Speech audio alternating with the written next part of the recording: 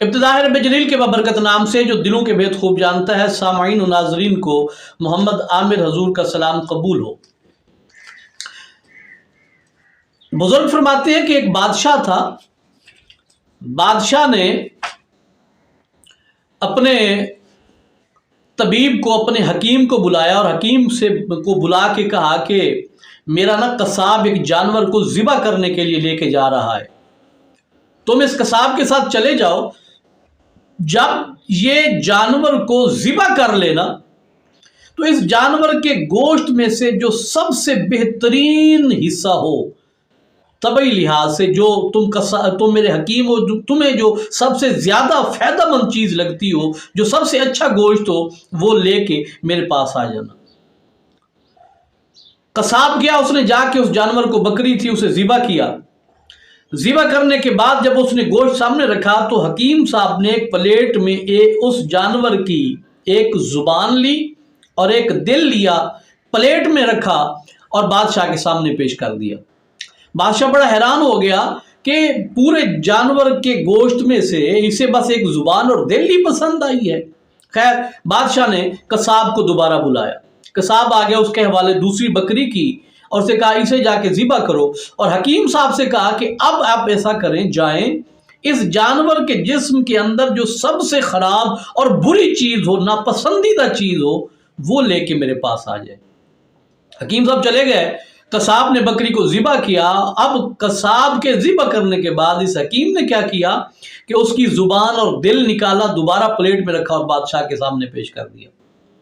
جب بادشاہ کے سامنے دوبارہ یہ دل اور زبان پہنچی تو بادشاہ تھوڑا نا غصے میں آ گیا، جلال میں آ گیا۔ بادشاہ کہتا ہے حکیم مجھے یہ بتا، بھلا ایسا بھی ہو سکتا ہے کہ جب میں نے اچھی چیز کہی تو دل لایا، بری چیز کہی تو دل اور زبان لایا، دونوں بیک وقت برے اور اچھے کس طرح ہو سکتے ہیں؟ مجھے یہ بات تمہاری سمجھ نہیں آئی، تھوڑا بات کی وضاحت کرو گے؟ جب بادشاہ نے تھوڑا جلال دکھایا تو اب حکیم صاحب مسکرائے اور مسکرا کے کہتے ہیں بادشاہ سلامت، بات کو سمجھنے کی کوشش کیجیے۔ اگر تو بندے کے دل میں اللہ پاک کی یاد موجود ہو اور زبان پہ اس کا ذکر موجود ہو تو پھر پورے جسم میں اس دل اور زبان سے قیمتی اور کوئی چیز ہو نہیں سکتی۔ سبحان اللہ۔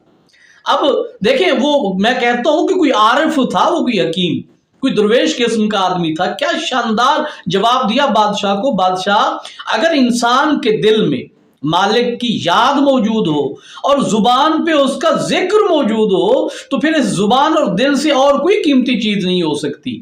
لیکن دوسری طرف دیکھیں، وہ حکیم کہتا ہے کہ اگر انسان غافل ہو جائے، اس کے دل میں سے رب کی یاد نکل جائے اور زبان سے ذکر کی حلاوت و ذکر کرنا ختم ہو جائے تو پھر اس دل اور زبان سے بری اور کوئی چیز نہیں ہو سکتی۔ کیا شاندار طریقے سے ایک بہترین سبق اس حکیم نے بادشاہ کو بھی دیا اور اس حکایت کے ذریعے ہم تک بھی پہنچا۔ دیکھیے، حضرت ایوب علیہ السلام اللہ پاک کے نبی ہیں، آپ نے پڑھا سنا ہوگا، بیمار ہو گئے اتنا کہ جسم میں کیڑے تک پڑ گئے۔ آپ ایک دن چل کے جا رہے تھے تو ایک کیڑا نیچے گر گیا، آپ نے اسے اٹھا کے بھی اپنے جسم میں رکھ دیا کہ تیرا رزق اللہ نے میرے جسم میں لکھا ہوا ہے، اور آپ مکمل پیکر صبر و رضا بنے رہے۔ لیکن بعض تفسیر میں آیا ہے کہ ایک مرتبہ ایسا ہوا کہ اس بیماری کا اٹیک جب بڑھا تو دل اور زبان متاثر ہوئے تو حضرت ایوب علیہ السلام روئے، بے تحاشا روئے۔ جبریل آئے اور آ کے کہتے ہیں کہ اے ایوب، اب بیماری کا صبر نہیں ہوتا بیماری پہ کہ آپ رو دیے ہیں۔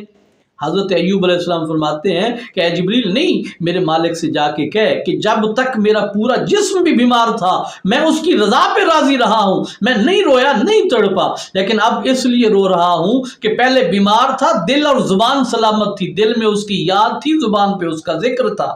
اب اگر میرے یہ بیماری دل اور زبان پہ اثر کرے گی تو میں مالک کی یاد اور ذکر کے علاوہ تو رہ ہی نہیں سکتا، میں اس لیے رویا ہوں۔ تو پیارے دوستو، اللہ پاک نے دل اور زبان بنائی ہی اپنی یاد اور اپنے ذکر کے لیے، پر ہمارے دل میں ہزاروں خواہشیں ہوتی ہیں، زبان پہ ہماری لغو اور گندی گفتگو ہوتی ہے، پھر ہم کہتے ہیں کہ اللہ پاک ہماری سنتا نہیں ہے۔ اللہ پاک سنے گا، اتنا سنے گا کہ ابھی آپ کے دل میں خیال پیدا ہوگا، مالک اسے پورا کرنے کے اسباب پیدا فرما دیں گے، لیکن اس کے لیے ضروری کیا ہے؟ دل میں اس مالک کی یاد ہو اور زبان پہ اس مالک کا ذکر ہو۔ امید کرتا ہوں آج کا واقعہ بہت سارے لوگوں کی اصلاح کا ذریعہ بنا ہوگا۔ بہت جلد ایک نئے واقعے کے ساتھ آپ کی خدمت میں دوبارہ حاضر ہوں گا، تب تک کے لیے اجازت دیجیے۔ السلام علیکم ورحمۃ اللہ وبرکاتہ۔